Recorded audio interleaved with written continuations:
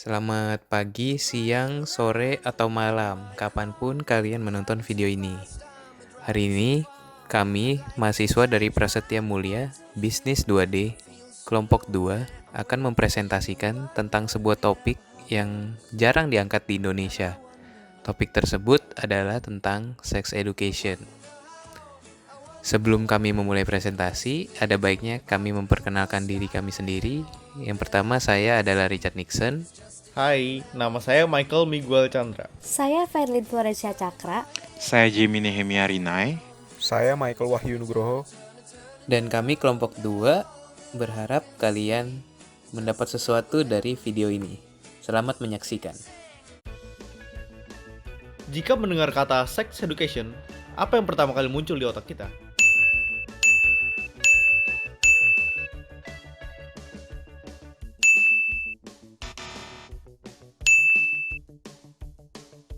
Ya, topik itu seringkali dianggap tabu, sehingga sangat jarang dibahas di Indonesia.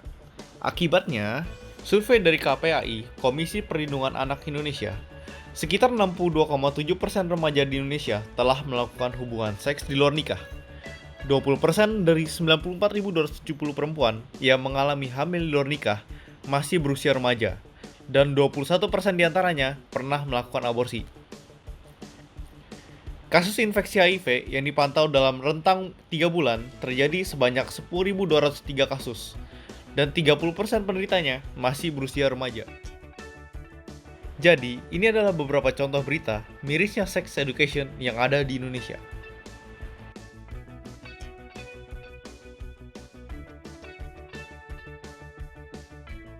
Miris, iya. Tapi apa yang bisa kita lakukan setelah melihat semua kejadian itu? Inilah sebuah video yang akan mengupas habis tentang sex education di Indonesia. Akibat dari kurangnya sex education. Yang pertama merupakan meningkatnya penyakit HIV/AIDS. Kurangnya sex education berkontribusi pada meningkatnya penyakit HIV/AIDS karena banyak masyarakat yang tidak mengetahui bahayanya melakukan seks bebas. Seks bebas bisa menyebabkan penyebaran HIV/AIDS secara signifikan. Yang kedua merupakan kehamilan di luar nikah atau MBA. Banyak masyarakat di Indonesia yang masih melakukan seks secara bebas, terutama para remaja. Mereka melakukan hubungan tersebut tanpa mempunyai pendidikan tentang bagaimana mencegah adanya kehamilan. Maka dari itu, sex education sangatlah penting agar dapat mencegah kemungkinan adanya kehamilan yang tidak diinginkan. Kehamilan yang tidak diinginkan dapat menyebabkan adanya aborsi, dan peningkatan angka aborsi merupakan akibat dari kurangnya sex education. Aborsi ini tentunya sangatlah mengkhawatirkan, terutama untuk para masyarakat yang berada di Indonesia. Tercatat bahwa diperkirakan setiap tahunnya ada 2,5 juta kasus aborsi, dan 1-1,5 juta diantaranya merupakan aborsi yang dilakukan oleh para remaja. Remaja tersebut berusia sekitar 15-24 tahun. Dan hal ini disebabkan karena kurangnya pendidikan seks dan sulitnya akses remaja mendapatkan alat kontrasepsi. Selain itu, kurangnya sex education bisa menyebabkan adanya penyimpangan atau pelecehan seksual di dalam masyarakat. Di Indonesia sendiri, angka pelecehan seksual terus meningkat setiap tahunnya. Hal ini bisa disebabkan oleh kurangnya sex education. Kenapa pengenalan sex education kepada anak sangat penting? Yang pertama, sex education dapat mencegah pikiran-pikiran negatif yang datang pada pemikiran anak. Selain itu, anak dapat lebih terbuka pada topik yang berkaitan dengan masalah seksual. Anak juga dapat bisa lebih tahu apa yang harus dilakukan jika mengalami pelecehan seksual tersebut. Dengan adanya sex education, anak bisa lebih cermat dalam memilih teman-teman mereka, di mana pergaulan yang tidak sehat dapat dihindari. Yang terakhir, anak dapat mempunyai integritas terhadap diri mereka sendiri. Mereka akan sadar bahwa menjaga diri sendiri merupakan hal yang sangatlah penting. Mereka juga dapat menyadari konsekuensi dari melakukan seks bebas yang dapat merusak masa depan mereka. Poin-poin selanjutnya bisa kita lihat dari perbedaan sex education di Indonesia dan juga di luar negeri. Jika di Indonesia, hal ini masih sangatlah minim, dan hal ini dilihat sebagai sesuatu pengetahuan luar atau bahkan ekstrakurikuler yang dianggap bukan sesuatu yang merupakan hal wajib.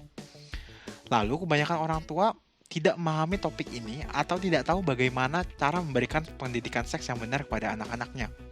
Selanjutnya, di Indonesia sex education diserahkan kepada pemerintah yang membawahi guru-guru di sekolah yang dianggap memiliki pengetahuan sains yang baik agar dapat menyampaikan edukasi ini kepada murid-muridnya.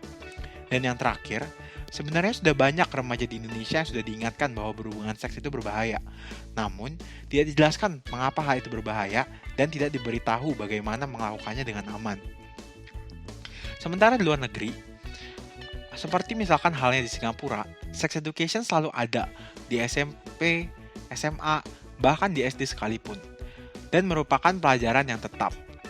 Selanjutnya, tidak seperti di Indonesia, yang sex education-nya mengajarkan sesuatu hanya berputar di menstruasi dan juga alat reproduksi. Akan tapi di luar negeri lebih beragam. Bahkan di antaranya sudah lebih berani lagi untuk mengutarakan tentang hal ini.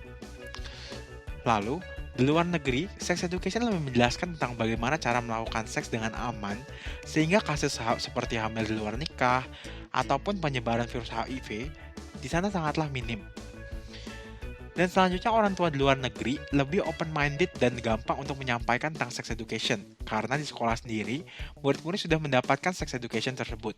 Jadi, jika dibicarakan lebih lanjut, orang tua tidak menganggap hal ini sebagai sesuatu yang canggung lagi. Jadi seperti poin-poin yang dijabarkan di atas, kita telah mengetahui tentang pentingnya sex education untuk diajarkan sejak dini. Akan tetapi, kami mengerti bahwa banyak orang tua atau teman-teman yang mungkin punya anak atau saudara seringkali bingung bagaimana sih cara mengajarkan sex education yang benar kepada anak-anak. Apa sih yang harus mereka ketahui di usia mereka saat ini? Nah, jadi melalui video ini, kami ingin membantu teman-teman dengan memberikan tips serta cara untuk mendidik anak-anak dengan sex education sesuai dengan usia mereka. Berikut tips-tipsnya. Pengajaran sex education terdiri dari beberapa segmen. Yang pertama, balita umur 1-5 tahun. Pada usia ini, Anda bisa mulai memperkenalkan kepada si kecil tentang pendidikan seks secara umum dan singkat. Misalnya saat memandikan si kecil. Anda bisa memperkenalkan bagian anggota tubuh seperti kepala, mulut, tangan, kaki, perut, dan hal lainnya yang umum. Lalu, berikan edukasi dengan menerangkan mana bagian tubuh yang penting untuk diperhatikan dan dijaga. Segmen selanjutnya adalah umur 5-10 tahun. Pada usia ini, anak cenderung aktif untuk bertanya. Salah satu pertanyaan mungkin adalah, dari mana aku berasal?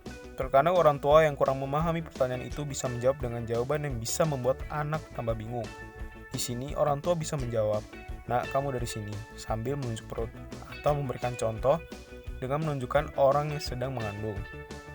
Lalu, orang tua juga harus memberitahu si kecil apabila ada seseorang yang mendekatinya atau memegang kemaluannya.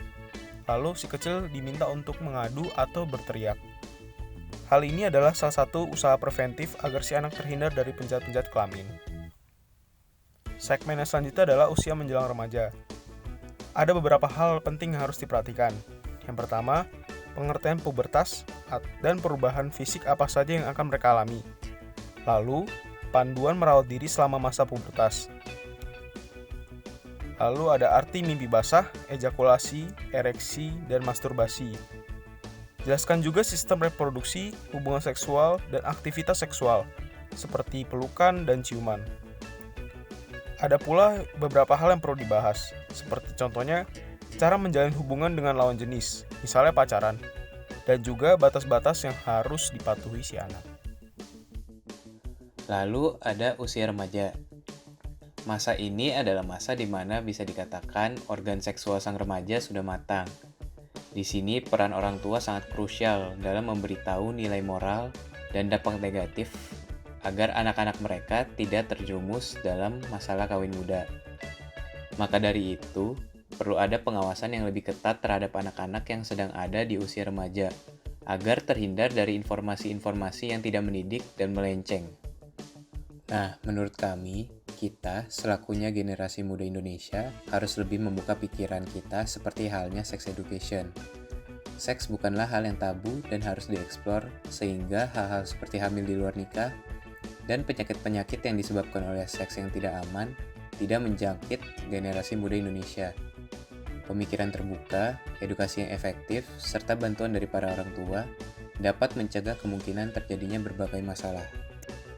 Dengan demikian, ditutuplah video kami tentang sex education. Sekian dan terima kasih.